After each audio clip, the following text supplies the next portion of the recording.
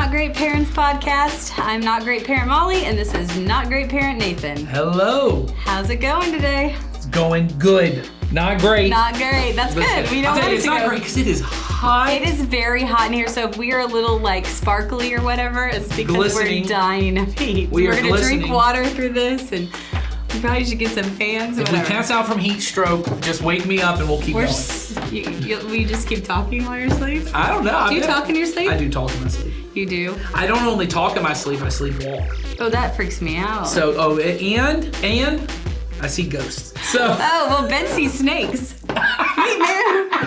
Oh my gosh, yes. isn't that a pair? Yeah. I'll wake up in the middle of the night and go, what is that? What is that? So that's What the is kind of that? stuff he does, but it's a snake. So one time it Oh. was, watch out, it's gonna drop from the ceiling. And I was like, what? From our ceiling fan, snake. Oh yeah, no, I've seen people. One time I woke up and I said, "There's someone walking in the room. Okay, There's someone that's walking terrible, in the room." that's And terrible. Jennifer wakes up and then she goes, "What? What?" And I go, "Get out of here! Get out of here!" And she goes, "What?" And I go, "Oh, never mind. It's nothing. You can go back to sleep." And then I roll over and instantly go back to sleep. Oh, and she's up for the rest of the night. I know that life because that's Yeah. happened to me. The time Ben leaned over and like snuzzled in and said, "Shh, don't look. There's someone over there in the window." Oh yeah, I've had And I was all like, of those what things. on earth are you talking about? Oh, I see very specific things. One time I saw a man walk into a room and go like this, and then keep going, which was Okay. creepy. And then one time I saw a little old lady holding a baby, speaking in Spanish to the baby. Do you remember these things, or do Oh, you? yes, 100%. Okay, so I you're can still hear her voice It's in my not head. like you're asleep through the whole thing. You tell Jennifer about it, and you never have a recollection of it. You actually do remember all these things. Oh, 100%. And supposedly, and I heard this, now I've not done any of the research on this Okay. to know, but where I understand it is sleepwalking and sleep talking are both you acting out whatever you're dreaming, right? So it's and you. that would make sense. Right, and so sleepwalking Someone is. telling you, shh. My wife has had bits of what's called sleep paralysis. Right. So sleepwalking is when you go to sleep and you're in that kind of REM sleep, Mm-hmm. your body releases this, your brain releases this chemical to actually kind of paralyze your body. Mm-hmm. Well, my brain doesn't release that chemical. It activates you. Yeah, I get up and I'm acting out my dreams. And so I'm assuming I'm having some nightmare where someone's breaking in the home, but I'm waking up and seeing it.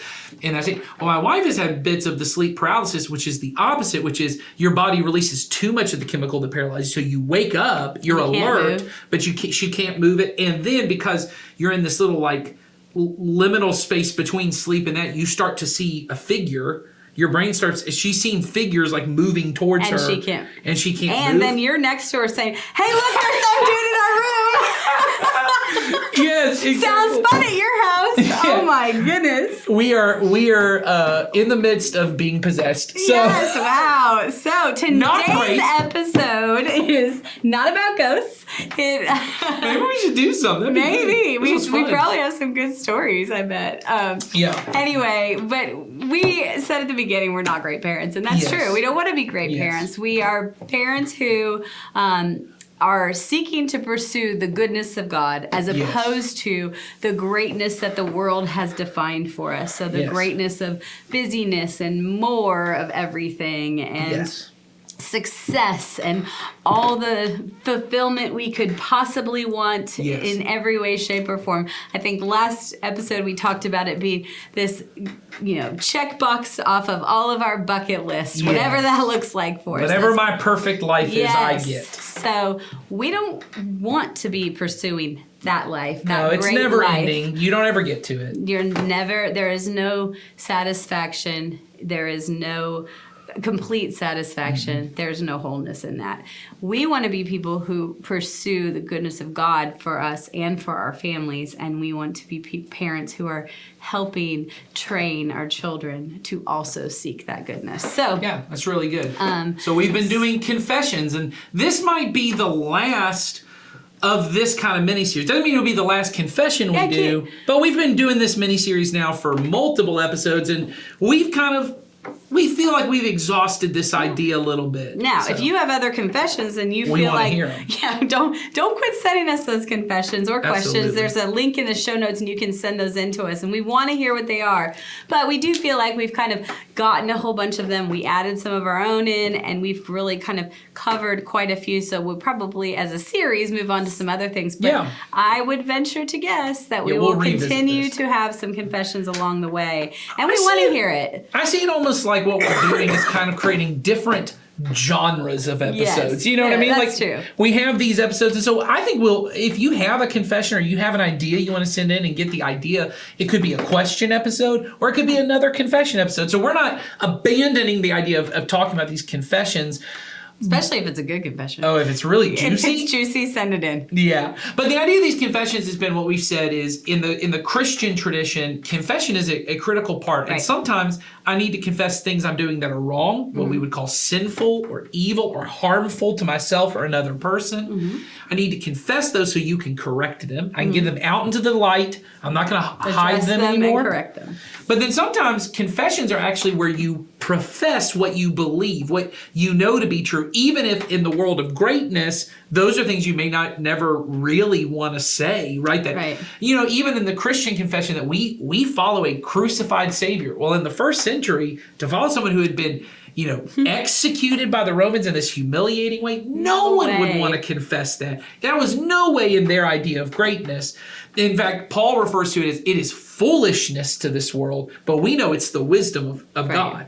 And so we want to confess sometimes, hey, like we said the one time, I don't think my kids can do anything or be Right. anything, right? And my kids are not my whole world. Right. And in the world of greatness, that's something you would never say. But good parents, we need to say that more often. Yeah, so this whole series, what we've been doing is breaking down these confessions, and we were either confirming them and saying, hey, this confession is something that you should hang on to. Yes. This is something that is a good confession. And then Yes. we're also finding somewhere we're saying, there's some correction that needs to be Yes. made either in the behaviors that go with it or in the Right. thought process behind it. So it's been really fun. We've had quite a few good discussions. And so today I like the topic. Yes. Because I have had moments where I have felt this, not recently, but in years Sure. ago, and I have a lot of people who have said this to me in Yes. some way, shape, or form. Yeah, they may not They have not said use these words. but Yeah. or I've decided that they could say these words based on observations and probably that's very much true. judgment that I might have on them. Maybe. Anyway, Maybe. here it is. My kid runs my house, Yeah. or my kids run my house. Yeah, and I think we wanted to leave that as kind of the topic, to leave it a little broad, because what that could mean is, and once again, I don't know that anyone would say these words, but it's something you might have to confess is when I get brutally honest, Yes. if I'm honest, my kid's behavior runs my house. And so My what child, everything about my child runs the house, and so their behavior, their emotional state, where their mood for that day, Yes. what they want, their desires, all that runs my house on a day-to-day basis. Yes, and so I don't correct their behavior. I don't know how to discipline very well. I mean, once again, these are things no one would say There's out a loud. lot of friction between me and my spouse, likely. Oh, over sure, this. yeah. I want to do something, or they want to do something, and one of us is like, no, let's not do that. Yes, I get nervous talking Yes. to my children about whatever it is that they're doing. Or my kids' emotions run the house, and so if my kid's just having a sad day, we all have to just slow down and just deal with whatever emotion they're dealing with. If they're really anxious today, we got to really slow down and just deal with all the anxiety, and we're not going to do certain things. We're not going to all this kind of stuff. Now, that isn't to say, and I know this how it is because I have children who have all different kinds of needs, and so there are things that we don't do as a family, and there are things that we're not a part of because of their unique needs. But an important thing, I think, and this is where we're going to really get to in this episode, is the role really of a parent is to create those kind of structures in place that say, despite your mood, maybe even despite certain behaviors you have, these are the ways we will operate and function. It's like those little signs that everyone gets, like in this Yes. house, we do second chances. In this house, And that's We do Fun. hugs. We just might not put it on artwork. Yeah, and I think those things are fine. But what I would love to see is what people actually do, which is like in this house, we do guilt trips. In this house, we do passive aggressive comments. Yes, in this house, we do the silent treatment. So if you're listening to us talk and you're wondering, were they confirming that or not? We are not confirming that my kid should run my house. We No. are saying that what Nathan just said, we need this structure and this way in which we are going to operate as a family, and that is our role as a parent to put that in place for our children young, especially young. Yeah, and so the way I remember hearing one family psychologist who was a believer talk about this is he said, really the role, especially in the early years, and I'm talking about first 10 years of your kid's life, Right. is that a parent is really the substitute frontal lobe. Oh, we're back to the brain. And we're back to the brain, right? That the job of a parent is Yeah.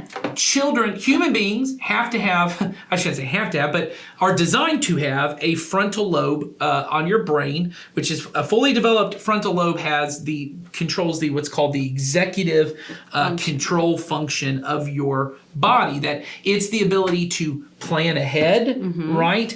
To kind of follow through on those plans. It's the part of your brain that handles like impulse control. It's the part of your brain that helps you to know, like every action, this action will have this consequence, right? It helps you to strategize, has all of these different roles.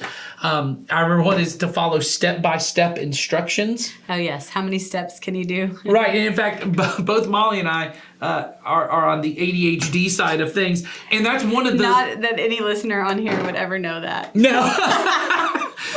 But that's one of the parts of ADHD is it is a reduced capacity of your Right. executive controlling function, and so sometimes you have to take medicine to do that, or there Or are the thing, tools, the ways you can Yes. learn To cope with that. skills that you can grow in to help you deal with that. Absolutely. But your children, and we were talking about this on our other podcast, 3 Peas in a Pod. Oh yes, the finally named podcast. Yes, 3 Peas in a Pod. On 3 Peas in a Pod, we were talking about this, and Jason, who has been going back to school to be able to have a counseling. counseling degree, and he's done some neuroscience type classes to talk about brain development. He said that it really starts to develop in the teenage years, but doesn't get fully developed until you're in your mid 20s.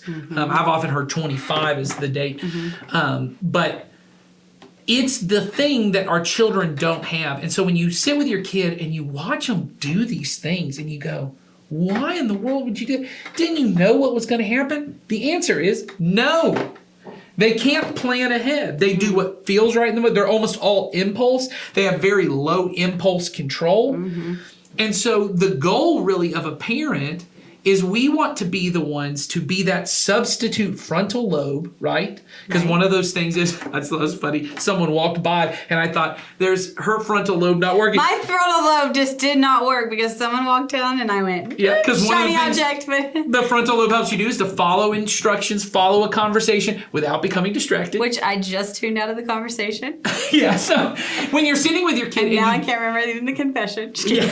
I'm back. I'm fine. my mom used to always say, there Oh, were how 3 many of us. follow-through conversations did you have with your mom? Because I can't even begin to tell you how my mom would go, you get to like 75%. And Yes. then My mom would always talk about, between me and my brothers, if she would tell us, go upstairs, get your clothes and your towels, and, she'd give you like 3 things and bring them back downstairs. Both my other brothers come down, they'd have followed all the instructions, got it Yeah. done. I'd be gone for about 10 minutes.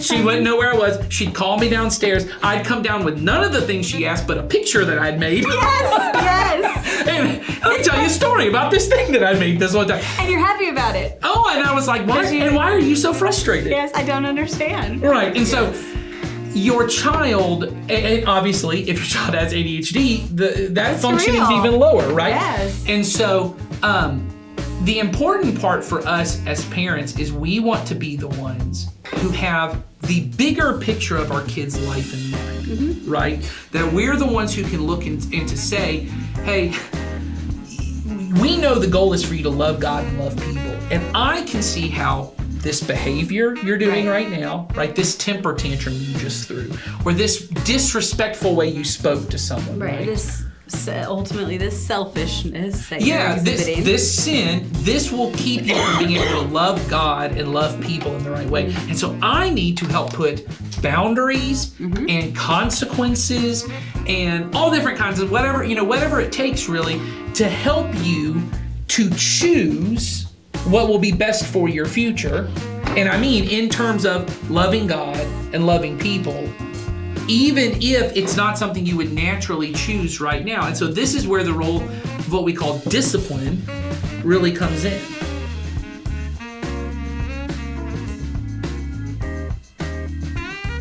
If you are watching us today, you might notice that we look a little different. Yeah, just in between those two segments, we had a wardrobe change. Oh yes, we are getting fancy, and now we have multiple outfits per That's podcast. right. That's right. No, we filmed this in 2 parts, mostly because the other day it was. We mentioned it on the podcast, but the air conditioning was out, and it was really hot in here. It was unbearably hot. And we decided that it was all melting together. Our words, our faces, the whole thing, and it just didn't make enough sense. So we're gonna reshoot some of Molly this. and my executive brain functioning, we were getting distracted Terrible. by the heat. there was distractions. There was everywhere, someone too. walking around. Somebody was in the hallway. It Yeah. was hot. It was. So this is take 2 of the second part, talking about discipline. And I know where we left it off was we talked about this idea of the executive brain function that is in your frontal lobe and that it develops later in life. And as parents, we want to mimic, or we want to be the frontal lobe the for our substitute child. frontal the lobe. substitute frontal lobe for our young children. And one thing that I noticed when I was listening back to what we already filmed is one thing we didn't mention is a big part of a frontal lobe and the executive brain function is one thing that it does for us is it internally motivates us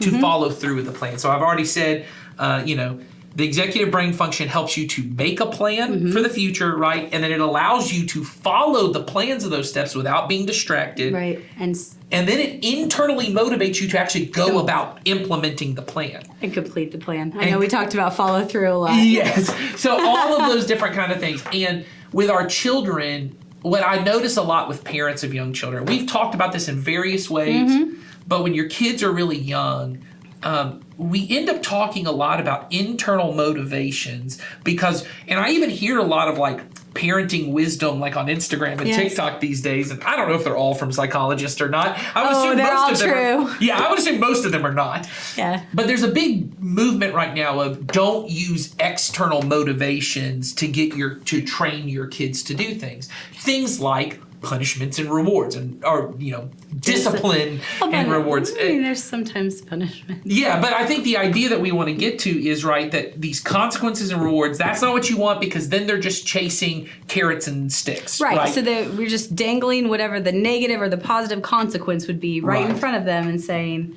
Don't do this. Don't do this, or this negative thing will happen, or do this and you'll get this. Which sounds like bribery sometimes. Right. And I will say there are ways in which you can use both of those things. I can't remember now if we talked about the difference between punishment and discipline. We did. I don't know if it's in the slurry second half section or the beginning. Yeah. So we'll just kind of briefly say punishment, once again, is punitive. It is you did a bad thing, so I want you to feel bad. Yes. Discipline is you need help doing a good thing, and maybe that's because you did a bad thing. Therefore, I'm going to put boundaries around the bad stuff so that you will do the good things. You can be trained to do the good things.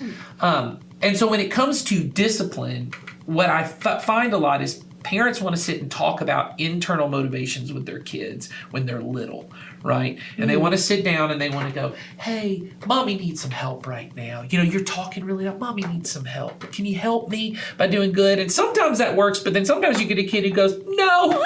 Yeah. Or they say yes, but they actually don't have the ability. Right. Or they can't tell you why they would or would not help you. Right. Right? Like, come help me with this. And they might say no, or that kids are naturally somewhat helpful at young ages, but they can't explain it. Right. Or why did you lie to me? Well, they don't have a why behind it, and why do lies hurt and all those kind of things. And I think it's important to explain things.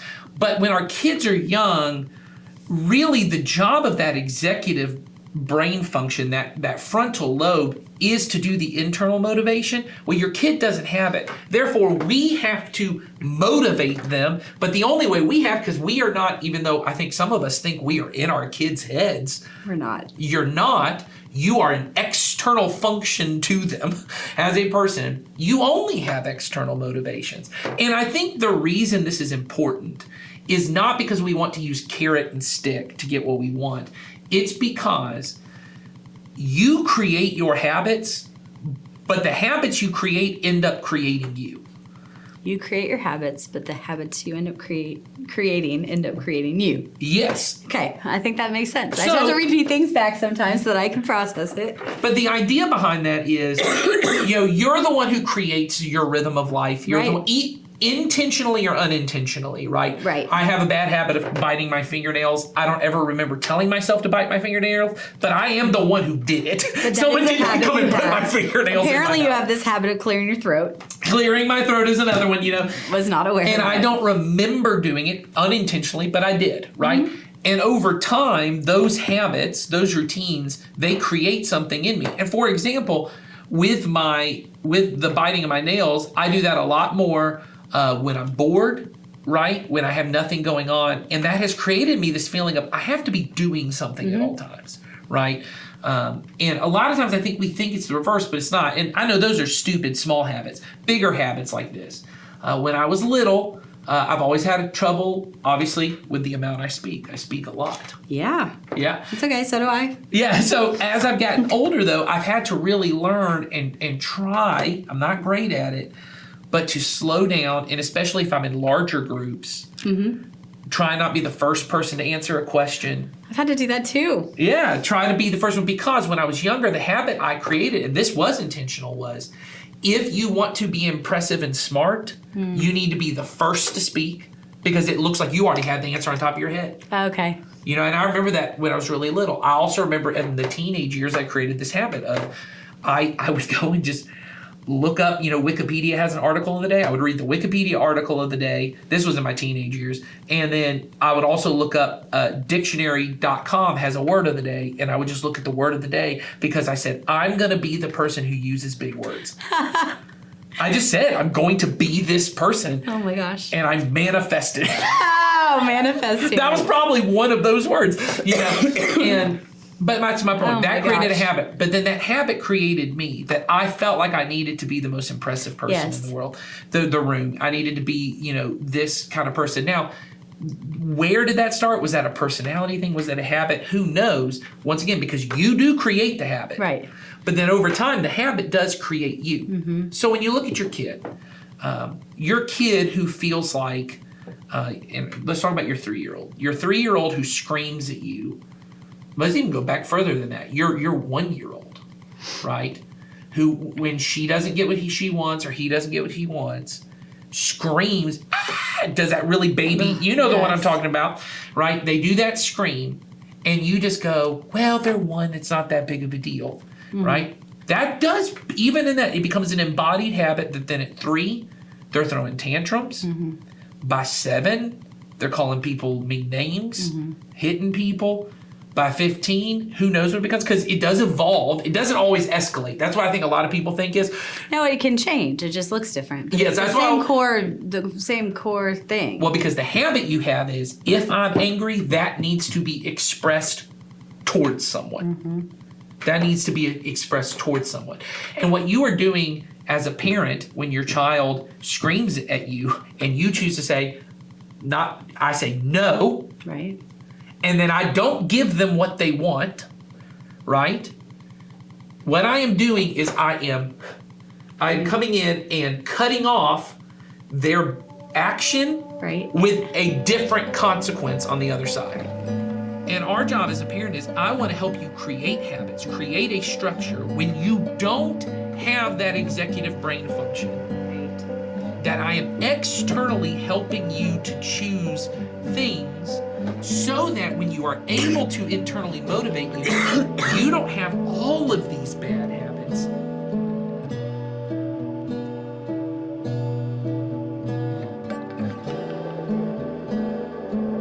So my encouragement, if you feel like you got young kids in the house and those kids run the house, Right.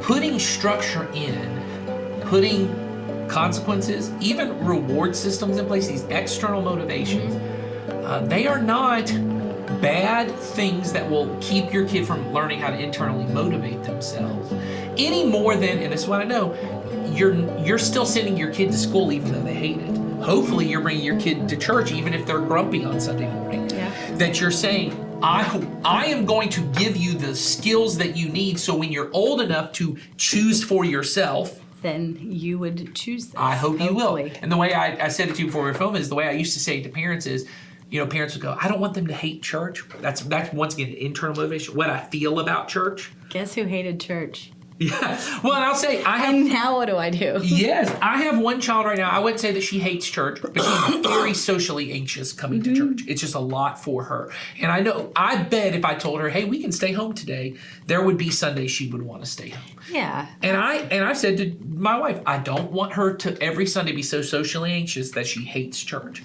Yeah. But this is what I used to say to parents all the time. If you choose not to bring them to church, they may one day, in fact, learn to love Jesus. Yes. But it will be in spite of what you did rather than because of what you did. And even if I bring my kids to church, they may choose not to love Jesus, but it will be in spite of what I did, not because of what I did. Do you know what I mean? Oh, absolutely. And that's what we are trying to do is I want them to best be able to choose to love God and love people and not in spite of what I did.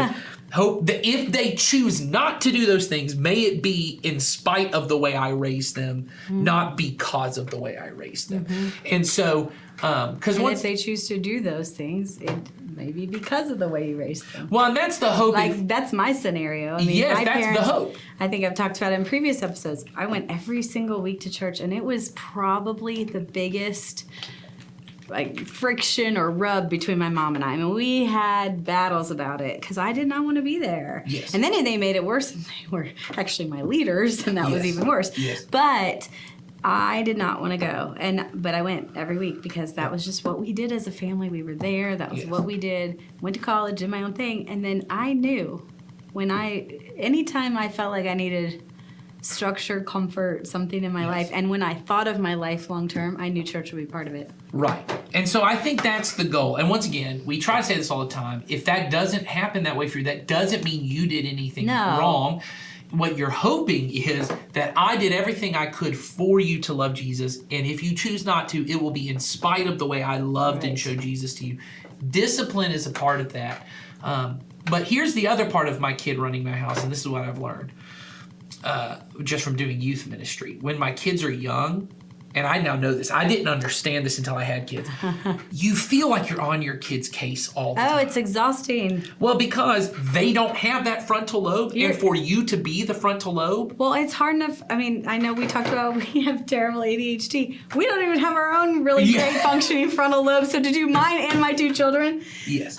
Have you sometimes- watched Toy Story 4? Yes. Okay, Forky. Yes. Okay, the Yes. reason Forky is the best character in the world because Forky is this new creation, right? Yes. He's brought to life, and instantly from the moment he is born, he is trying to end his life Yes. just through his own sheer stupidity. Like Yes. he's walking into Everything traffic, is he's doing terrible, this. yeah. That's what it feels like to have a toddler. You're like everything you're doing could end your yes. life right now because you don't have this frontal lobe. You're not able to think ahead and go, what happens if I stick my tongue in that light socket? Yes. What happens if I, do this or walk into traffic? We have all those little things on our light or on our electric outlet. Yeah, so you're constantly trying to protect your kid from doing that. And there is a good part of I am trying to be their frontal lobe, and certainly even with 5 and 6, I'm constantly saying, don't talk that way to your sister. Don't talk that way to mommy and daddy. Hey, I even have to talk my kids through, hey, we're about to have people come to the house. This is how you address an adult when they walk in the Yes. door. And then when they don't, to go back to them and go, hey, that wasn't exactly right. Let's try it again. I just feel like every part of their life, I'm on top of them all the Yes. time, and it's exhausting, and I'm afraid they won't like me. Yes, absolutely. You know, we talked in the last one about my kids get on my nerves. I'm afraid sometimes I get on their nerves. Oh, yeah. And I probably do. You probably do. And I know some people are like, oh, that's part of being a parent. It is. However, when you're in the moment, it doesn't feel that great. And especially like we say, we're Yes. total feelers. And so having our kids not like us, even though in our core, we know they do, Yes. in that moment, we don't like that. And so I would rather talk to them about their internal motivations. Oh, I would yes. rather get off their case and just sit and go, I know you're such a good kid and I know you're going to figure this out. And then they keep failing and I keep going. And then eventually I start getting frustrated because I think they have bad internal motivations. Why is it you can't ever put your sock where I told you to put your sock? Why I only is told you this 800 times. Yes, and then I start to think you're intentionally defying me, and this is. And once again, I don't want to be on their case, so I don't say it to them. I just lose my temper occasionally. I get over the I'm edge. guilty on of it. that sometimes. I think we all are because once again, if I'm focused on the internal motivation, but if I realize they aren't disciplined enough, and I don't mean like you're not spanking your kid enough. I mean in the true sense of discipline. Structure. They're not. They don't have the structure and they don't have the internal motivation to make themselves put the sock where it Yeah. goes. If instead, every time I say, all right, we're about to go upstairs and put all our clothes away, everyone who does it correctly it's snack time right after. We tend to do ours at that. Everyone who does it correctly, when I come and check, everyone's getting a snack. And if you don't, you're going to get like an apple. Which You is get probably the not worst great. snack. Yeah, healthy snack being the worst one. But Everybody gets a really terrible free snack, but if Yeah. you do it bad, you have to eat healthy yes, food. I think it's perfectly okay for you Apples to are just bad. I not agree give with your you. kid a snack, but we have so much like foster training, you're not allowed to use food as like a consequence. So like, Oh, yeah. that's like all in our heads. So it's all but I in our do think it is perfectly fine for you with your kids, Oh, I but think it's a so thing too. for us. Anyway, you create something, and we have done this before. Hey, we're all going to get ice cream. Everyone who has their schoolwork done on time gets ice cream. If you don't, we'll give you a banana. You can go in the car and you'll go with the rest of us, but you will watch us eat Yeah. ice cream. You can get it on the next round if you Yes. do it right. And they do the schoolwork for the ice cream, not the internal satisfaction of a job well done. Mm-hmm. But that's okay. And so I don't want to spend my time thinking that my kids are these terrible, horrible kids who just, for some reason, don't love me enough to help me, Mm-hmm. who don't care and think enough about me to do what I ask them to do. I would rather think, you know, my kids are good and loving kids, made in the image of God, but because they're forky, Yes. and they don't have the structure they need, they're not intentionally choosing to be mean to me or to be disobedient. Sometimes they are, Or unhelpful. yes. But I don't even have to, when I have external rewards, I don't even have to worry about their internal motivation. Because all my job is, hey, I know you tried, but I'm sorry, this is what we said was going to happen, and I know you are capable of doing this.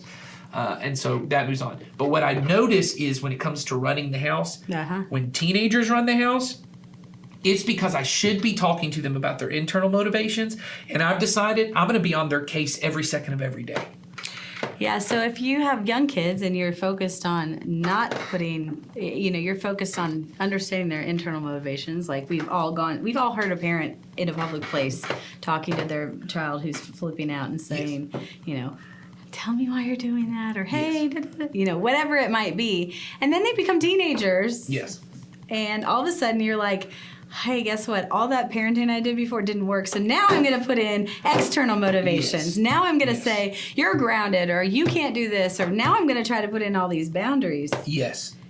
You're going to create a ton of resentment. Well, what's going to happen is, yes, I think what ends up happening a lot is I don't want to be on their case when they're little because they're really sweet and I just want to enjoy them being little and all that. I don't want to be on their case. And then when they're older, where I probably shouldn't be on their case, that's all I want to do because their decisions now are so scary and terrifying to me. The consequence of the decision is so scary.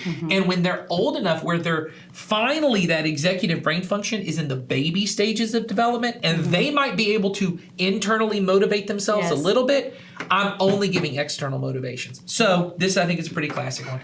Your kid comes home from school, right? 14-year-old, right? So let's say high school, comes home, says, drops their book bag. You say, you got homework today. And they say, yeah, but I'll do it later. And you go, no, you won't. Sit down and do your homework. You're going to do it right now, and you can't do anything else till I check it for you, right? Well, we all know how that goes. They have a phone in their pocket. You're actually not checking that closely. They're doing whatever they want anyway, and they bring it to you later and let you check it, and they're kind of frustrated about it. Mm-hmm. The reason you're doing that is because you're afraid they're going to fail the class if you don't. Yep. And when they were little, you did need to check their homework all the time. Right. And it was probably helpful to them that they knew mommy was going to check my homework and help me do it and get it done. Your 14-year-old doesn't actually need that from you. What they need in that moment is to get this woman, get this man off my back. Get them off my back so I can do whatever I want to do. What you want to do in that case instead is to sit with your high schooler and go, hey, you got homework today? They go, yeah, and say, okay, do you need help with that? You know, or if you already know they don't, just say, okay, and say, when are you going to get that done? They say, I'm going to do it later, right? You say, okay, do you think that's what's best?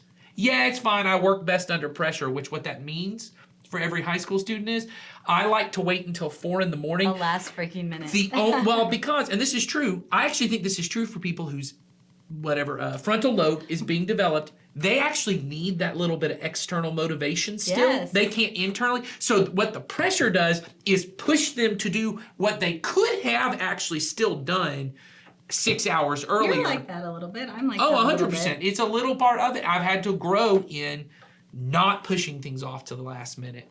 But when you're that age, you can't fully figure it out. So what you do is you say, okay.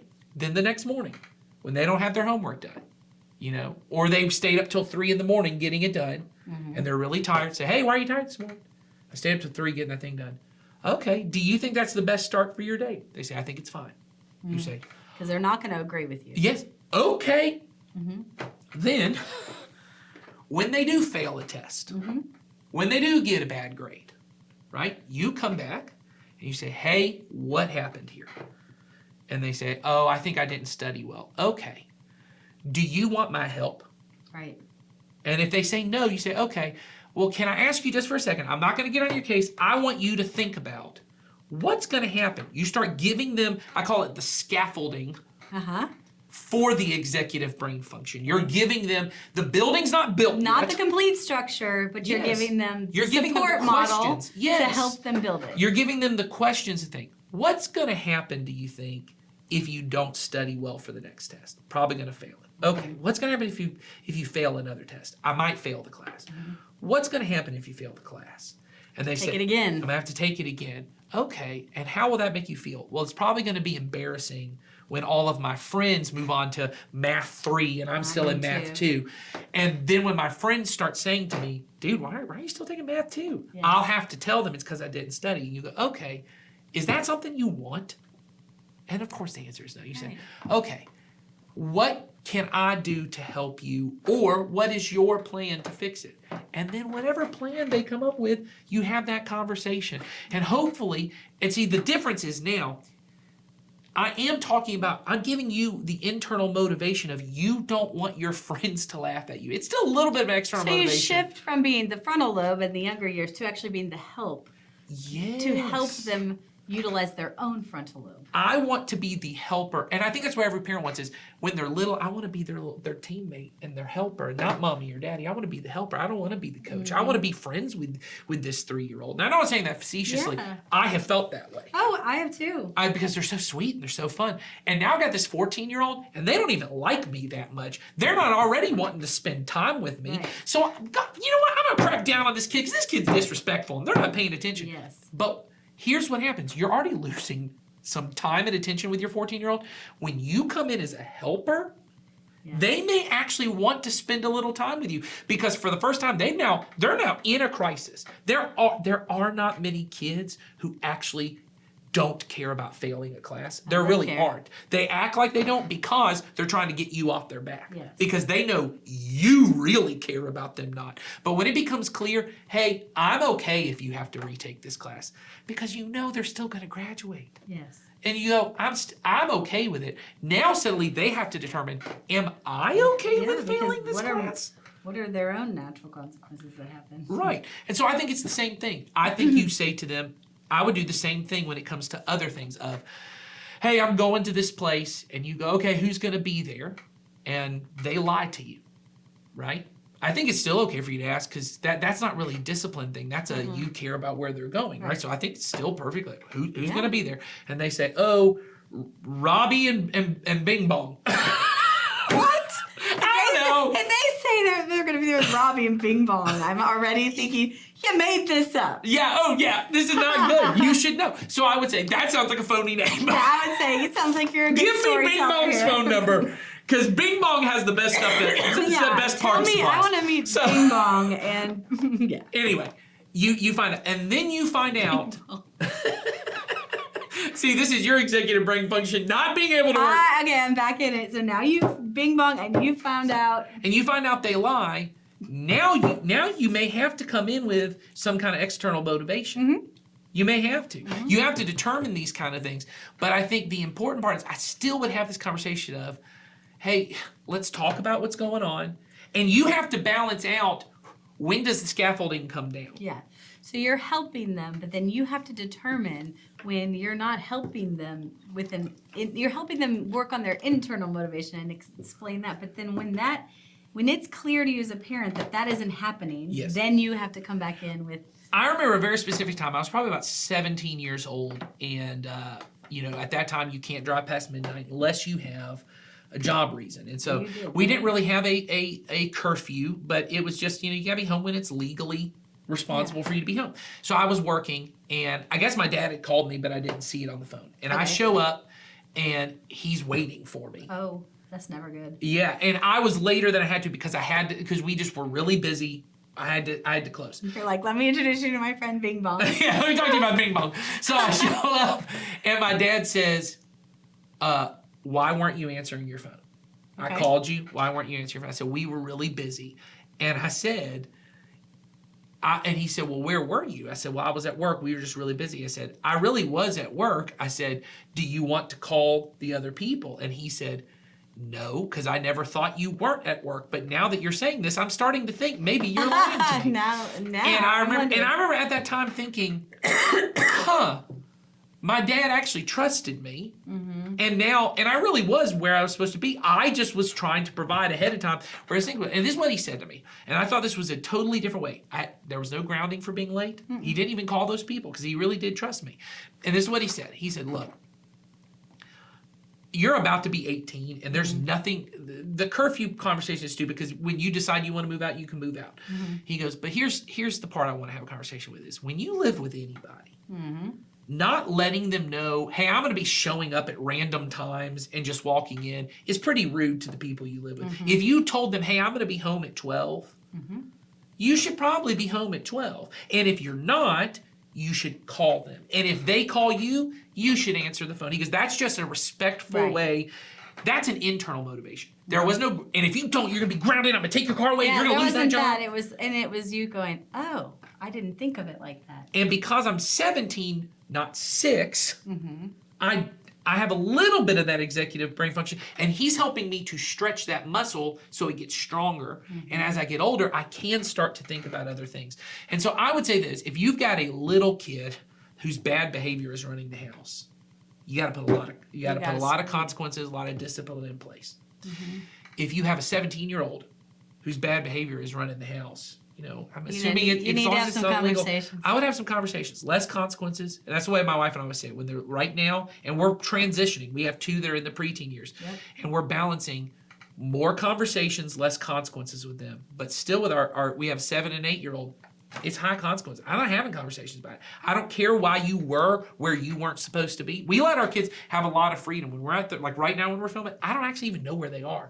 But they know where they are not allowed to be. And I've told them before, there is no reason you should ever be in this part of the building or in this place. And I've caught them there before. And then instantly, consequence. We're not having a conversation. I told them, I don't even care what you're doing. I said, even if your arm was cut off and you had to come in here because this is where the bandages are, you don't get to. You got to bleed out somewhere else. You got to find somewhere else because you don't bleed on this road. Because I said no. Because I said no. There's no reason. You know what to do because that's what they said. Well, it was an emergency and I had to. I said, well, where are you supposed to go in emergency? Talk to you. Then why don't you come talk to me? If it was an emergency, it's okay to break up the your filming arm of the is podcast. falling off. If your Yes, arm is come on. broken, you can come We get can me. hit pause, We can hit pause on this. change clothes, come back. I don't have conversations with them, but I have more. But still, there's still consequences for my 11 and 9-year-old. They're just less than they used to be. Yeah. Because I want them to develop into the kind of people who can make those better decisions. And so, anyway, I hope that's helpful. And many of you already probably disagree with us. So And send that's that in as okay. a Yeah, question. send it in. Confessions, questions, And anger statements, whatever. I say confessions, questions, accusations. Yeah. Tell us Send we're those wrong. in. Tell us we're wrong. Where we Tell us did. why we're not only not great parents, but bad parents. Yeah, terrible parents like your daughter is today. I'll take it. I'll take it. Thanks for being here with us today, and send us in, like Nathan said, send us all those things. There's a link in the show notes, and we will see you next time. Take care.